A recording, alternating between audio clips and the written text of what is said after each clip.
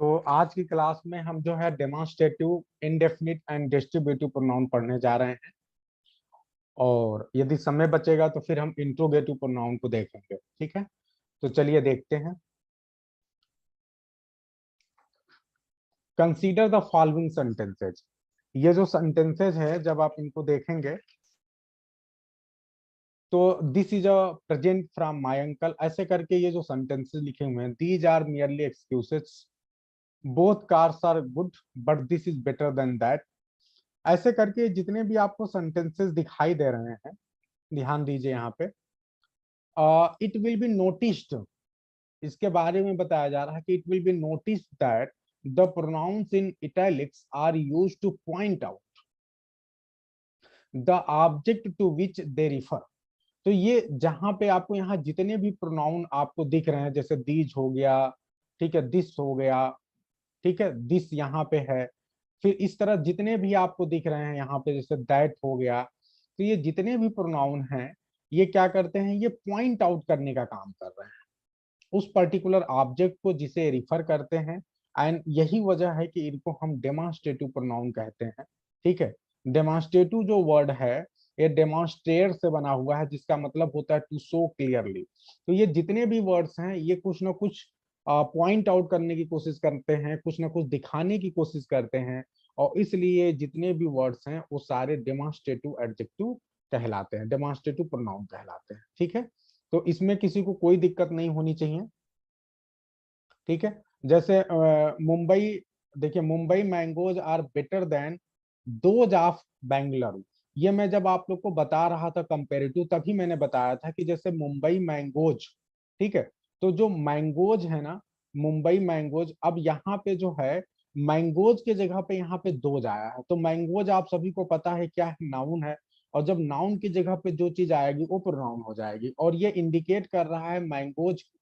ठीक है जी, तो ये चीज है। तो ये जहां भी आपको दिख रहा है यहाँ पे, वो सारी जगहों पे आपको कौन से दिख रहे हैं, ये दैट, दिस, दीज, जो भी आपको दिख रहे हैं, ये सब पॉइंट करने की कोशिश कर रहे हैं। अच्छा, आप डेमोन्स्ट्रेटिव वाले में कई बार कंफ्यूज हो सकते हैं, क्योंकि एग्जाम में जो है कुछ ऐसे भी आ जाते हैं, जैसे मैं आप सभी से क्वेश्चन पूछूं कि ये बताओ कि सच डेमोन्स्ट्रेटिव प्रोनाउन है कि नहीं है।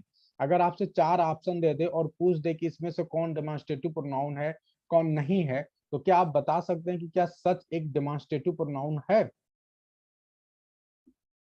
यस, तो सच एक डेमोन्स्ट्रेटिव प्रोनाउन है, क्योंकि आप यहाँ पे एग्जांपल्स को थोड़ा अच्छे से देखिए। लिखा हुआ I may have offended but such was not my intended intention, यानी मैंने हो सकता है ऑफेंड कर दिया हो, लेकिन ऐसा मेरा बिल्कुल भी इंटेंशन नहीं था, ऐसी मेरी कोई भी इच्छा नहीं थी। तो ये जो सच है, ये भी पॉइंट आउट कर रहा है, ठीक है, जो उसने किया था। ठीक है, तो एकदम क्लियर है इसमें। He was the representative of the king and as such, ठीक है, दे ऑनर्ड।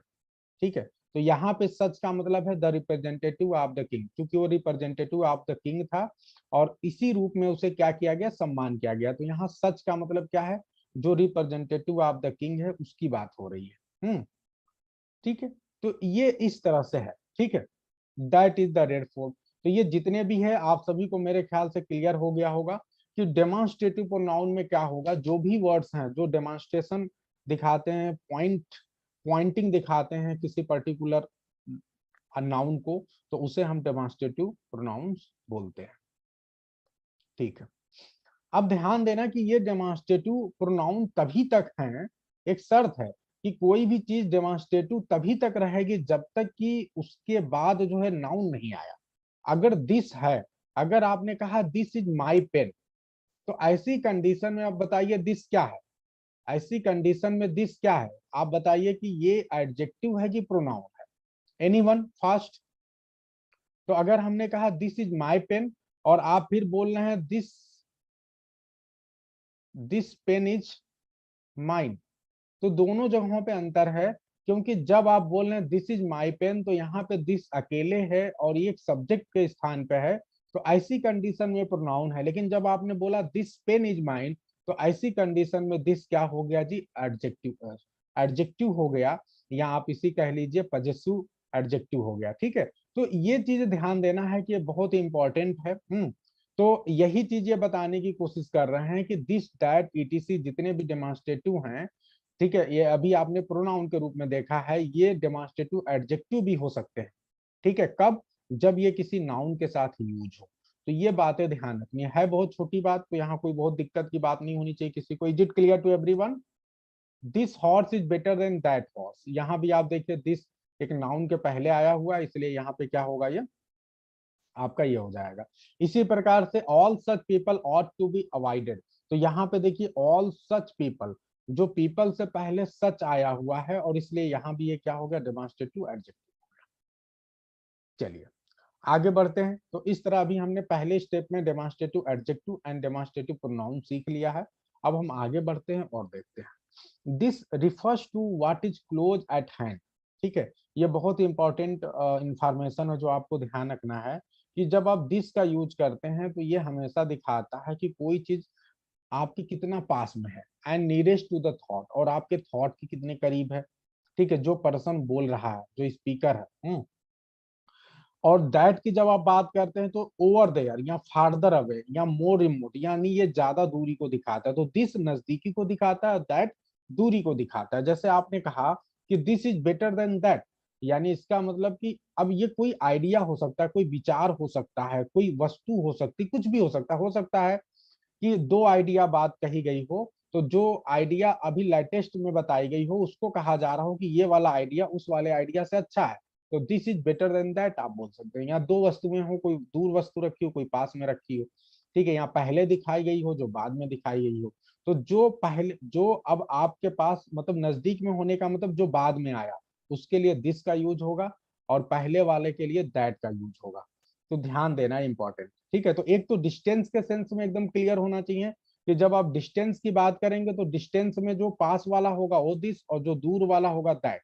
इसके अलावा जब आप स्पीकिंग की बात करेंगे, तो स्पीकिंग में जब बात करेंगे तो दिस उसके लिए आएगा जो बाद में बोला गया है, और दैट किसके लिए आएगा, जो पहले बोला गया हो। या किसी वस्तु को दिखाने की बात हो रही, जैसे दुकान पे आप गए किसी शॉप पे, और वहां से आपको कुछ कपड़े खरीदने हैं, तो जो कपड़ा बाद में दिखाया गया वो दिस हो जाएगा, और जो कपड़ा पहले दिखाया गया वो दैट हो जाएगा। तो ये ध्यान देना, ये बहुत इंपॉर्टेंट बात है और समझने वाली बात है। आपके दिमाग में अगर दो आइडिया आया तो जो आइडिया पहले आया वो दैट होगा, जो बाद में आइडिया आया वो दिस होगा। Is it clear to everyone? आगे ध्यान दें। That with its plural those, that जो है अपने प्लूरल दोज के साथ is use to avoid the repetition of a preceding noun. ये बहुत ही इंपॉर्टेंट है, बहुत ही ज्यादा। आप लोग को मैंने बताया था पहले भी, जब मैं कंपैरिजन ऑफ एडजेक्टिव पढ़ा रहा था तभी मैंने सिखाया था कि जैसे सपोज करिए ये है द क्लाइमेट ऑफ बैंक, ठीक है, बेल, अच्छा, बेल क्या है जी, बेलगाम क्या है, is like that of Belgaum. The climate of Belgaum is like that of Pune. तो अब यहाँ पे ध्यान दें कि जो बेलगाम का क्लाइमेट है वो पुणे की तरह ही है, ये कहना चाह रहा है। ठीक है, तो ऐसी कंडीशन में आप अगर ये पूरा पूरा सेंटेंस सही मायने में लिखा जाए तो क्या होगा, the climate of Belgaum is like the climate of Pune. लेकिन चूंकि क्लाइमेट दो बार हो जाएगा तो इसीलिए जो दोबारा क्लाइमेट आ रहा है उसकी जगह पे दैट का यूज किया गया। ठीक है, तो वही चीज ये कह रहा है कि जो दैट का प्रयोग हम एक सेंस में तब भी करते हैं जब कोई प्रीसीडिंग नाउन हो, अगर उसका रिपीटिशन दोबारा हो रहा हो तो हम उसकी जगह पे दैट का प्रयोग कर सकते हैं। बहुत इंपॉर्टेंट इंफॉर्मेशन है, यहाँ पे दिस का नहीं केवल दैट का प्रयोग करते हैं। इसी प्रकार से अगर आपका जो नाउन है वो सिंगुलर है तब तो दैट होगा, अगर नाउन प्लूरल है तो क्या हो जाएगा जी, दोज हो जाएगा। जैसे यहाँ ध्यान दीजिए, the streets of this city are worse than those of Ahmedabad, यानी इस शहर की जो स्ट्रीट्स हैं वो उस शहर की स्ट्रीट्स की, अहमदाबाद की स्ट्रीट्स की अपेक्षा ज्यादा खराब, बदतर है। एक दो मैं सेंटेंस बोल रहा हूँ, जल्दी से उसका ट्रांसलेशन करके बताइए। लिखिए, भारत की कारें, भारत की कारें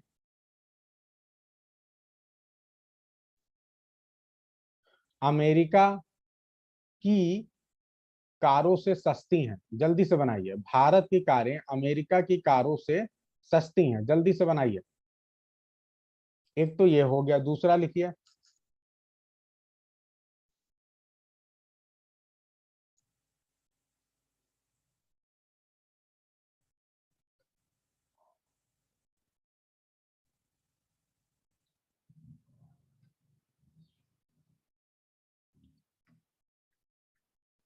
जल्दी से बनाइए। भारत के लोग अमेरिका के लोगों से ज्यादा ईमानदार हैं। भारत के लोग अमेरिका के लोगों से ज्यादा ईमानदार हैं। बनाइए। तो आपने लिखा Indian cars are cheaper than those of America. अच्छा, अब देखो इसमें गड़बड़ी क्या हो रही कि कुछ लोग दैट आप लिख रहे हैं, कुछ लोग दोज आप लिख रहे हैं। चंचल ने लिखा है देन दैट ऑफ, स्मिता ने लिखा है than that of, Anita Pandey ने लिखा है देन दोज ऑफ। ठीक है, और उसके बाद से सोनल का दैट ऑफ, कमलेश का दोज ऑफ, नीतू का दैट ऑफ, नंदनी का क्या है दोज ऑफ, दीपाली का दोज ऑफ, नीतू ने भी सही किया।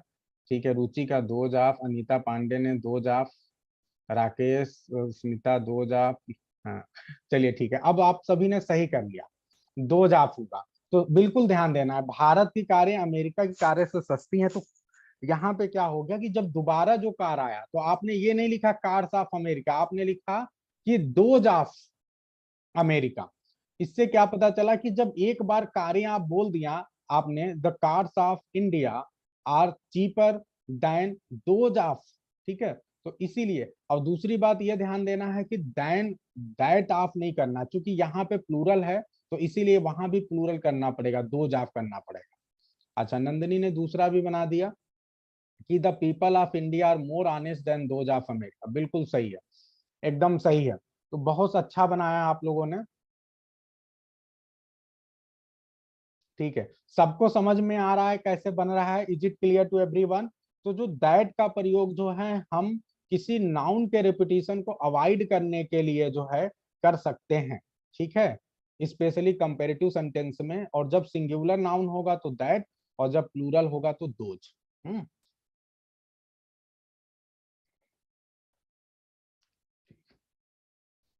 ठीक है, एकदम क्लियर, सभी को क्लियर। आगे बढ़ते हैं।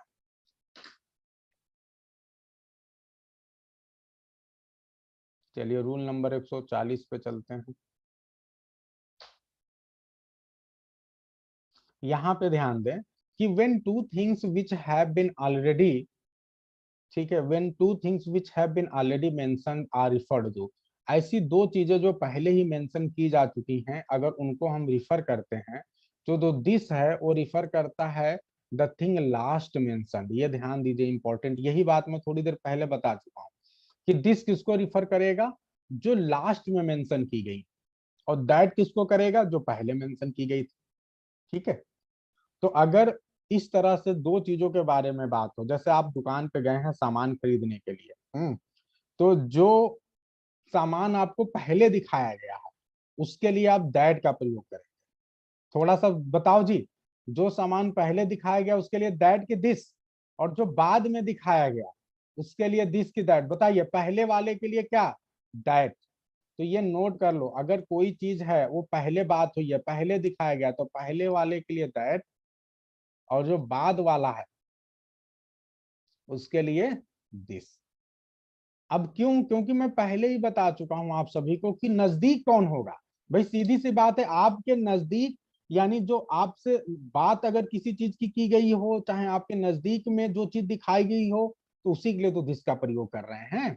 और जो पहले दिखा दिया गया वो तो दूर हो गया। टाइम की बात कर लो, अगर टाइम के रेफरेंस में कह लो तो।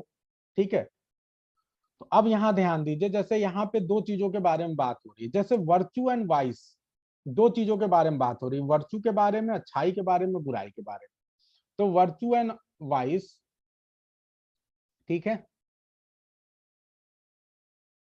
ठीक है, virtue and vice offer themselves for your choice. ठीक है, वर्चू और वाइस अपने आप को ऑफर करते हैं आपकी चॉइस के लिए। अब ध्यान दीजिए, अब आप जब दिस बोलेंगे तो दिस का मतलब कौन होगा जी, दिस का मतलब जो बाद में है, तो बाद में कौन है, वाइस।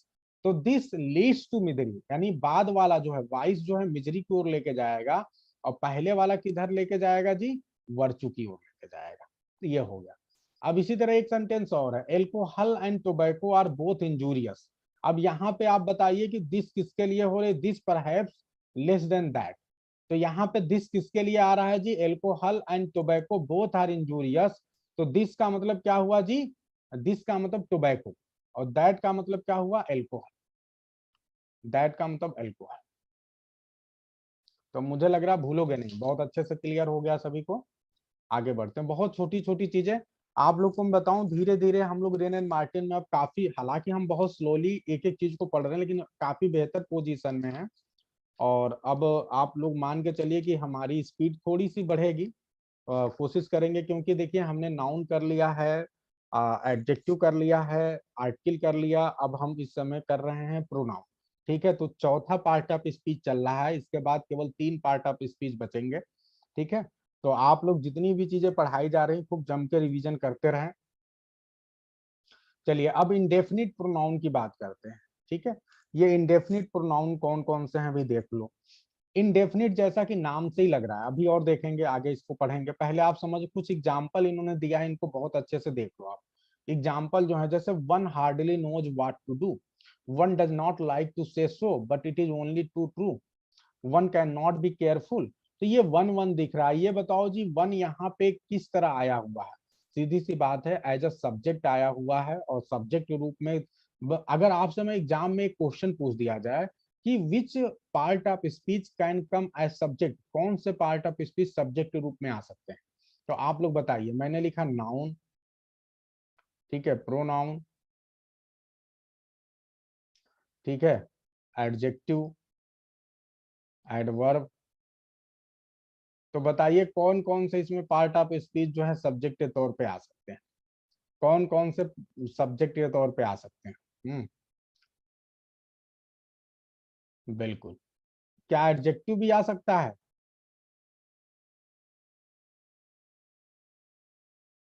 नो। अच्छी तरह से ध्यान रखिएगा, हमेशा नाउन या प्रोनाउन को ही सब्जेक्ट या ऑब्जेक्ट के रूप में आप यूज करते हैं, अच्छी तरह से दिमाग में सेट कर लीजिए। ठीक है, नाउन या प्रोनाउन हमेशा सब्जेक्ट या ऑब्जेक्ट के रूप में आते हैं। ठीक है, सब्जेक्ट और ऑब्जेक्ट दोनों लिख लो। ठीक है, सब्जेक्ट एंड ऑब्जेक्ट बोथ, हमेशा अपने दिमाग में रख लो कि नाउन और प्रोनाउन ही केवल सब्जेक्ट ऑब्जेक्ट के रूप में आ सकते हैं।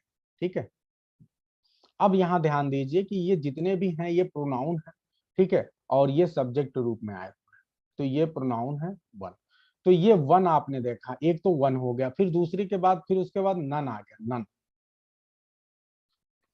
ठीक है, अच्छा अब यहीं पे ध्यान देना कि वन अगर आपसे पूछा जाए कि ये बताओ वन, जैसा कि नाम से ही लग रहा है, वन का मतलब कि किसी भी व्यक्ति की बात, अगर इन जनरल सेंस में बात करें कि one hardly knows what to do, one does not like to say, मतलब कोई ऐसा कहना नहीं चाहता है। ठीक है, कोई मुश्किल से जानता है कि वो क्या करे। ठीक है, तो ये कोई के सेंस में लगभग आता है, लेकिन कोई कैसा, कोई सिंगुलर वाला सेंस है। तो एक बात ध्यान देना कि ये जब वन आएगा तो अपने साथ हमेशा वर्ब कैसा लेगा, बहुत इंपॉर्टेंट बात बता रहा हूँ, वर्ब कैसा लेगा जी, वर्ब भी सिंगुलर लेगा। ठीक है, तो ये जितनी भी कंडीशन है, वन हार्डली नोज, तो देखिए इसका वर्ब सिंगुलर है, ये एग्जाम के हिसाब से बहुत इंपॉर्टेंट है, वर्ब प्लूरल करके दे देगा आपके सामने। One does not like, does not आया है सिंगुलर। ठीक है, तो ये जितनी भी कंडीशन है वो सब सिंगुलर के हिसाब से यहाँ पे दिया हुआ है। आगे ध्यान दो, दूसरी बात, एक बात और ध्यान देना है कि जो वन का पजेसिव केस होगा, यहीं पे बता दे रहा हूं बच्चों, वन का पजेसिव केस बताइए, वन का पजेसिव केस क्या होगा, हिज होगा कि देयर होगा कि वंस होगा। ठीक है, तो हमेशा याद रखिएगा कि वन का पजेसिव केस वंस होगा। ठीक है, ये हमेशा ध्यान रखना। अब एग्जाम में इस तरह से पूछता है, ओ एन ई एस होगा कि ओ एन ई एपास्ट्रॉफी एस होगा। जैसे आप हिज लिखते हो तो इसमें कहीं एपास्ट्रॉफी तो लगता नहीं है। ठीक है, हर लिखते हो एपास्ट्रॉफी नहीं लगता, योर में एपास्ट्रॉफी नहीं लगता है। तो ये बताओ वन में एपास्ट्रॉफी वाला यस आएगा पजेसिव केस में कि बिना एपास्ट्रॉफी वाला आएगा? जल्दी से राजकुमार जी एक एग्जांपल लगा के लिख के बता दिया। तो हमेशा ध्यान रखना कि वन में जो एपास्ट्रॉफी आएगा, जो उसका पजेसिव केस होगा वो हमेशा एपास्ट्रॉफी एस आएगा, हमेशा के लिए रख लीजिए। ठीक है, तो ये ध्यान रखिए। तो अब ये यहाँ पे एक एग्जाम्पल आपके सामने दिया है कि one can not be too careful of one's good name. ठीक है, तो यहाँ पे वंस आपके सामने क्लियर है। ठीक है, तो एपास्ट्रॉफी आएगा हमेशा वन के बाद, ठीक है। अब एक बात ध्यान दीजिए, none of his poems are well known, none but fools have ever believed it. अब जो नन है, तो नन का तो मतलब होता है नॉट वन, नन का मतलब क्या होता है, नॉट वन। लेकिन नन हमेशा आप जब देखोगे तो नन ये सिंगुलर वर्ब नहीं लेता है, नन हमेशा प्लूरल वर्ब लेता है। तो याद रख लीजिए, नन जो है ज्यादातर कंडीशन में प्लूरल वर्ब लेता है। तो ये रख लीजिए थोड़ा सा आप लोग, इंपॉर्टेंट बात है कि नन का मतलब वैसे तो सिंगुलर जैसा निकलता है, लेकिन जो वर्ब ये लेता है ये हमेशा प्लूरल लेता है। ठीक है, तो ये ध्यान रखना। अब आगे ध्यान दीजिए, अब दे की बात करते हैं। आपने दे नहीं सुना होगा कि नॉर्मली दे भी क्या इंडेफिनिट प्रोनाउन है, तो यस दे भी इंडेफिनिट प्रोनाउन है। जैसे आप अक्सर आप कुछ सेंटेंस में देखते हैं कि एक सेकंड,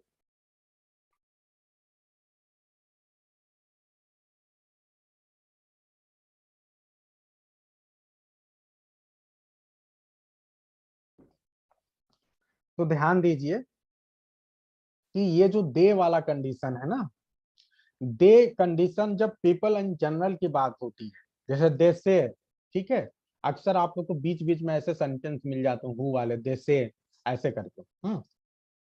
तो यहाँ पे मतलब it is said by some person, मतलब जब हम अपने को डायरेक्ट नहीं लाना चाहते हैं तो किसी मतलब कहते हैं, ऐसा लोग कहते हैं, ठीक है।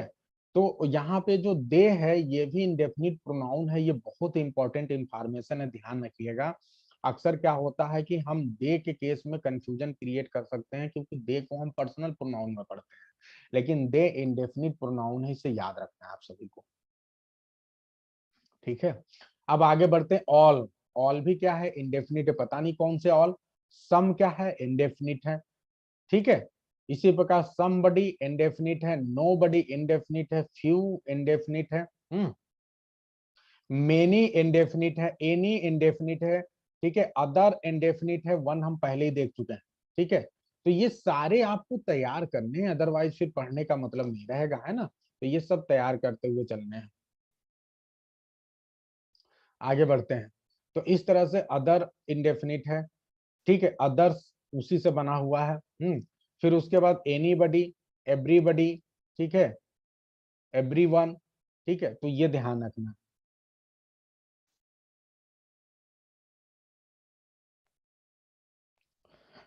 नन के साथ प्लूरल ही आएगा ना, जब नन अपने साथ प्लूरल लेता है तो प्रोनाउन भी प्लूरल ही लेगा गुलाब जी।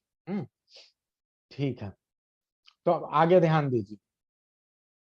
तो इस तरह से ये बताना चाहते हैं कि all these pronoun in italics, जितने भी प्रोनाउन आपको मिले इटैलिक्स में टेढ़े वाले, ठीक है, टेढ़े हैं जितने, तो ये क्या है, ये ऐसे प्रोनाउन को रिफर करते हैं जो जनरल वे में है, but do not refer to any person, किसी मतलब ये जनरल वे में बात करते हैं, किसी स्पेसिफिक पर्सन या थिंग की बात नहीं करते हैं पर्टिकुलर उसके बारे में, और इसीलिए हम इन्हें इंडेफिनिट प्रोनाउन बोलते हैं।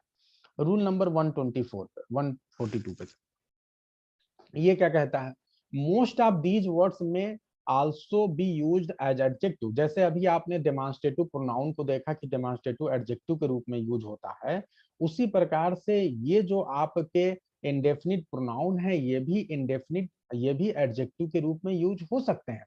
जैसे I will take you there one day, मैं तुम्हें एक दिन वहां ले जाऊंगा, तो यहाँ पे one day. Any fool can do that, तो एनी देखो, तो ये एडजेक्टिव के रूप में भी आ सकते हैं। He is a man of few words, ठीक है, सम मिल्क वाज स्प्लिट, तो ये जितनी भी जगहों पे आप देख रहे हैं ये एडजेक्टिव के रूप में भी यूज हो सकते हैं। I hope it is very clear to everyone. तो ये एडजेक्टिव प्रोनाउन दोनों रूप में यूज हो रहे हैं। तो प्रोनाउन के केस में ज्यादातर आप देखेंगे कि प्रोनाउन एडजेक्टिव भी बन जाता है। आगे बढ़ते हैं,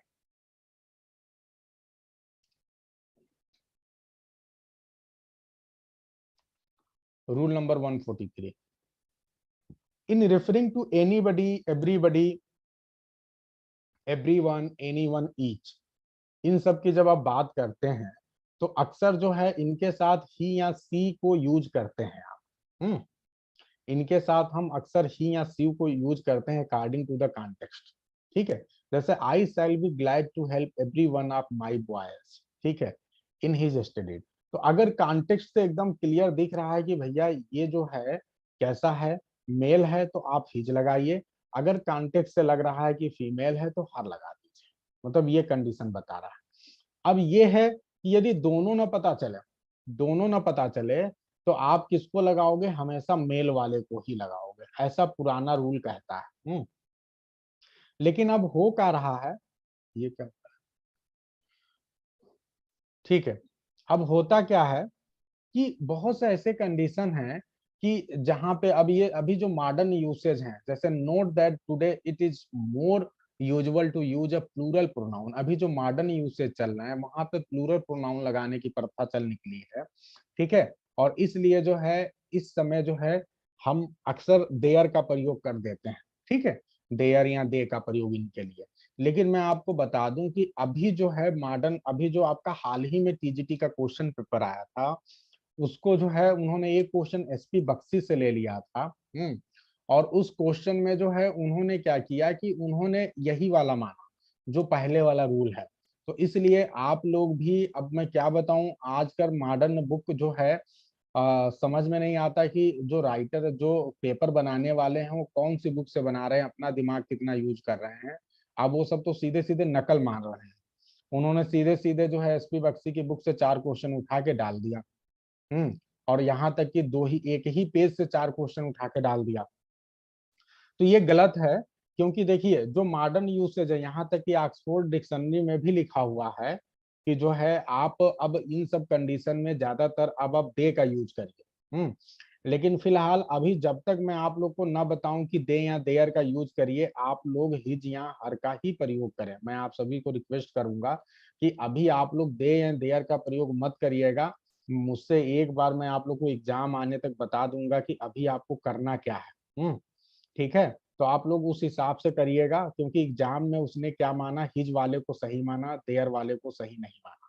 ठीक है, तो इसलिए अभी आप यही मान के चलिए कि जब इस तरह कंडीशन होगी कि कोई भी इंडेफिनिट प्रोनाउन आ रहा है, उसके लिए आपको जो है पॉजिटिव केस यूज करना है या फिर जो भी यूज करना है, तो आप अभी क्या करिए कि अगर आपको फीमेल का कोई इंडिकेशन दिख रहा है तब तो सी के हिसाब से यूज करिए, यदि नहीं दिख रहा है तब तो हमेशा जो है मेल के हिसाब से ही का ही रूप चलाइए।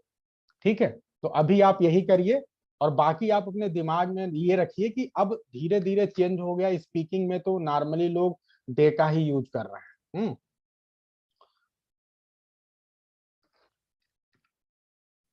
ठीक है, अब डिस्ट्रीब्यूटिव की बात करते हैं। और डिस्ट्रीब्यूटिव प्रोनाउन क्या है भाई, डिस्ट्रीब्यूटिव प्रोनाउन स्पेशली जो है ईच, आइदर, नाइदर, ठीक है, इनको आप डिस्ट्रीब्यूटिव प्रोनाउन बोलते हैं। Because they refer to the person और थिंग वन एट टाइम, क्योंकि ये एक बार में एक पर्सन की बात करते हैं या एक बार में एक वस्तु की बात करते हैं। और यही रीजन है कि दे आर ऑलवेज सिंगुलर, कि ये हमेशा सिंगुलर होते हैं, as such followed by the verb in the singular. ये बहुत इंपॉर्टेंट, ये जो बात बोली जा रही है ना, ये बहुत इंपॉर्टेंट बातें बोली जा रही है कि जब ईच, आइदर, नाइदर आए तो सपने में भी आए तो समझ जाओ कि चूंकि ये एक बार में एक चीज की बात कर रहे हैं, एक लोग की बात कर रहे हैं, इसीलिए हमेशा सिंगुलर होंगे और वर्ब भी सिंगुलर लेंगे। ठीक है,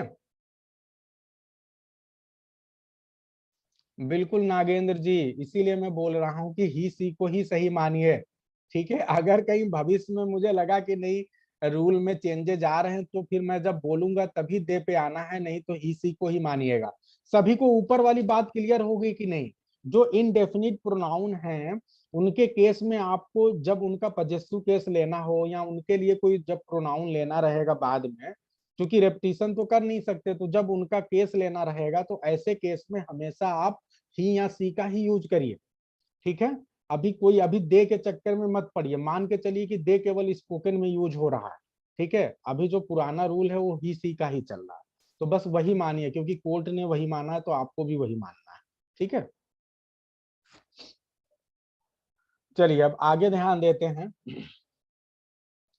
कि ईच, आइदर, नाइदर की जब हमने बात किया तो ये बहुत ही इंपॉर्टेंट है। जैसे मैंने आप लोग को याद होगा कि एक सेंटेंस बताया था, जैसे मैं फिर से आप सभी से रिपीट करवा रहा हूँ और बताना आप सभी को।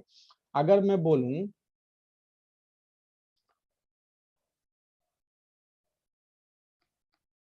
The boy and the girl, ठीक है, the boy and the girl are singing song, sentence आपके सामने है कि the boy and girl are singing song, तो क्या यहाँ पे आर सही है कि हम इज करें, क्योंकि हम एक एक की बात कर रहे हैं। The boy and the girl is singing song या और सिंगिंग सॉन्ग, कितने लोग इज मान रहे हैं, इज या आर, लिख के बताओ, इज या आर, इज की आर। अच्छा, कुछ लोग इज मान रहे हैं, कुछ लोग आर मान। मैं एक और सेंटेंस लिख रहा हूं, each boy and each girl. ठीक है, अब बताओ इज लगाएं कि आर, आर सिंगिंग सॉन्ग, बताओ जी। Each boy and each girl, क्या करें, इज लगाएं कि आर लगाएं? तो बिल्कुल आप सभी समझ चुके हो। बहुत इंपॉर्टेंट चीजें बता रहा हूं, छोटी छोटी मगर मोटी बात। तो करना क्या है कि जब आपने सिर्फ द बॉय द गर्ल था, तब आप दोनों को एक और एक मिला के दो मान लिए और आपने लगा दिया आर। लेकिन जब ईच आ जाए, each boy and each girl, each या एवरी का यूज आ जाएगा, तो ऐसी कंडीशन में आपको हमेशा जो वर्ब आएगा वो सिंगुलर माना जाएगा और आपको ईच का ही यूज करना है। ठीक है, तो ये हमेशा से याद रखना, ये मैं पहले भी बता चुका हूं और फिर इसको रिवाइज कर रहा हूं, ताकि भूलना नहीं। ठीक है, इसी प्रकार आइदर नाइदर जब भी आए,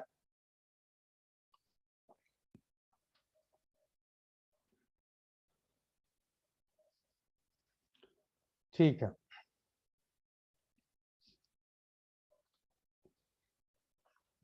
नहीं, जरूरी नहीं है कि आर्टिकल आया हो, वो तो मैंने आर्टिकल लगा दिया। सपोज करिए कि आपके सामने जो है कोई दूसरा कंडीशन आया रहता है ना, ठीक है, तो बस इतना ध्यान देना कि अगर ईच आ गया तो ईच वाली कंडीशन में जो है आपको इज लगाना है, और ईच नहीं है और दो लोग जुड़ते हुए दिखाई दे रहे हैं, वो ऐसी कंडीशन में आपको आर लगाना होगा।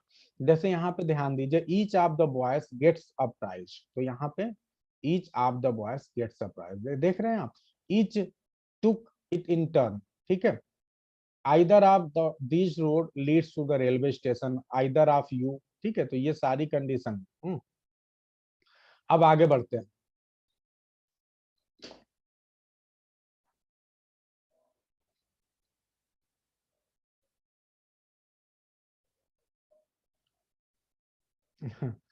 मैं क्या करूं जी, दीपक जी, अब तो मैं खुद नहीं जान रहा हूँ।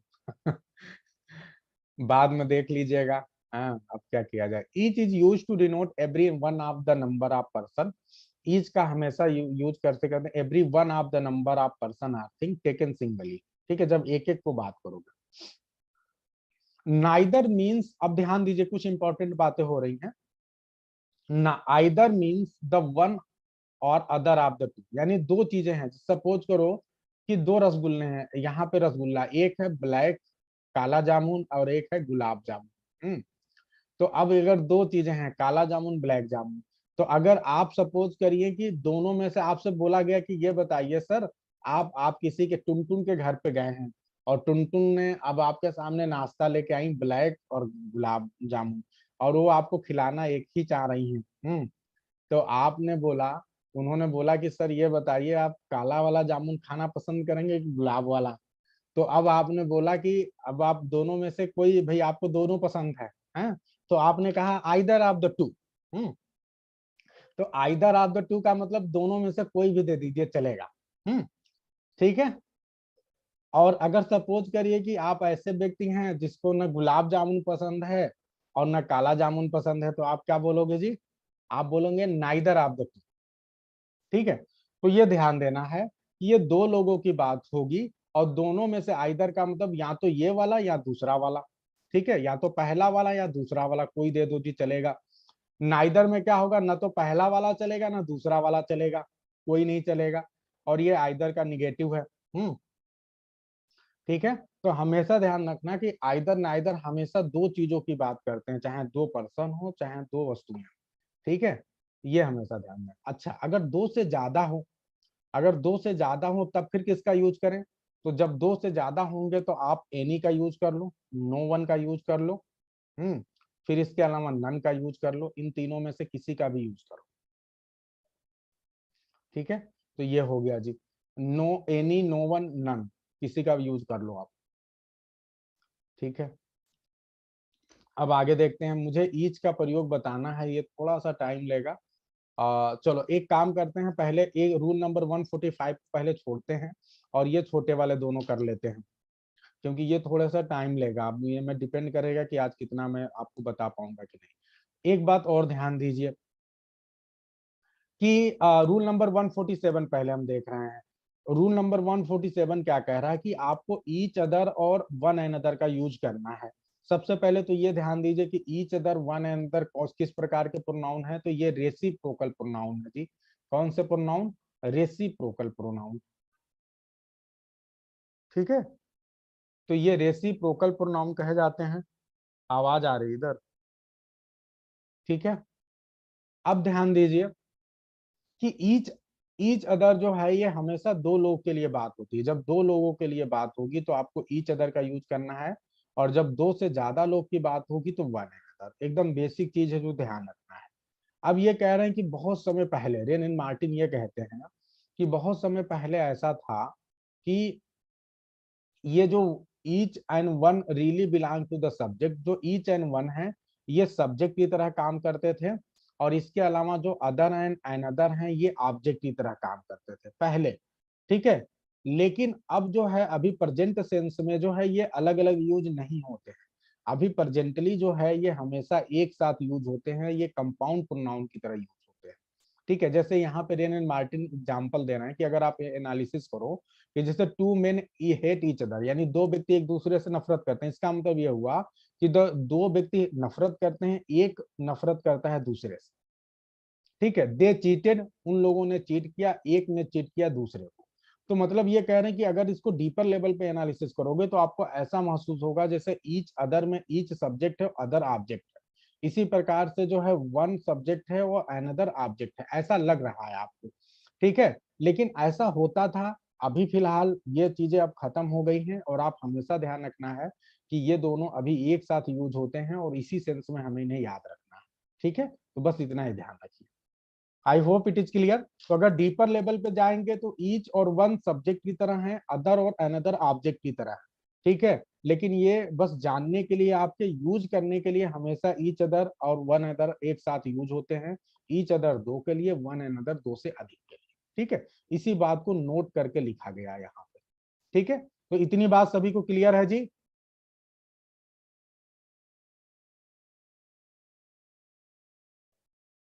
ठीक है, बहुत अच्छा।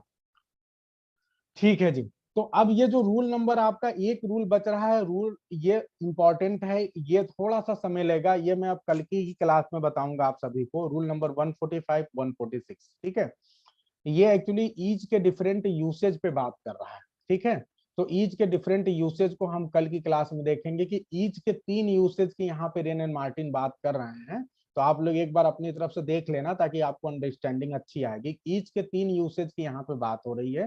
तो कल हम ईच पे कुछ सेंटेंसेज भी आपसे बनवाएंगे ताकि आप ईच के यूज को बहुत बेहतरीन तरीके से समझ सके। ठीक है, ईच के तीन पोजीशन की यहाँ पे बात हो रही है। इसके अलावा मैं और भी कुछ पोजीशन की बात करूंगा, और साथ ही साथ ईच को क्या हम डिटरमाइनर के रूप में जब यूज करें या एडजेक्टिव के रूप में यूज करें तो कैसे दिखेगा, उन सारी चीजों पे हम कल की क्लास में बात करेंगे। ठीक है जी, तो क्या आज की क्लास हम एंड करें यहाँ पे? एंड करें जी आज की क्लास यहाँ पर। जितना बताया गया आज सभी को समझ में आया 100%? अच्छा, चीजें आप लोग देखिए, मैं बार बार कहता हूँ कि चीजें ऐसी सीखिए जो हमेशा आपके दिमाग में बनी रहे। एक बार नहीं, जैसे वो चीज एकदम जैसे कहानी की तरह आपको याद हो जाए, उसे एकदम से माइंड में ऐसा घुसाइए कि वो फिर अब दोबारा न निकले। ये आप सभी की कोशिश होनी चाहिए। ठीक है, और एकदम समझ लीजिए कि उसको जितनी बार आप प्रैक्टिस कर लीजिए कम ही है। ठीक है, तो ये हमेशा से कोशिश आप लोग करिए, और बाकी आ, हम देख रहे हैं कि जैसे हमको जरूरत पड़ेगी आपसे ज्यादा एक्सरसाइज कराने की, वो तो हम करते ही रहते हैं, लेकिन आप लोग अपनी तरफ से कोई प्रैक्टिस में कोई कमी मत लाइए। ठीक है, तो आज की क्लास हम यहीं पे एंड करते हैं, मिलते हैं अगली क्लास में कल। और अभी चूंकि एलटी का क्लास है, ठीक है, तो एलटी वाले बच्चे उस क्लास के लिए आए। Good night to everyone.